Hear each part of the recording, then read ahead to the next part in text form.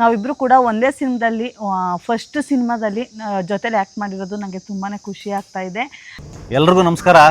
ಯೋಗರಾಜ್ ಭಟ್ ಕತೆ ಆಧಾರಿತ ನಮ್ಮ ಮಡೆನೂರು ಮನು ನಾಯಕ ನಟನಾಗಿ ಮೌನ ಗುಡ್ಡಮನೆ ನಾಯಕಿಯಾಗಿ ಅಭಿನಯಿಸಿರುವಂಥ ಕುಲದಲ್ಲಿ ಕೀಳ್ಯಾವುದ ಸಿನಿಮಾ ಇದೇ ತಿಂಗಳು 23ನೇ ತಾರೀಕು ರಾಜ್ಯಾದ್ಯಂತ ತೆರೆ ಕಾಣ್ತೈತೆ.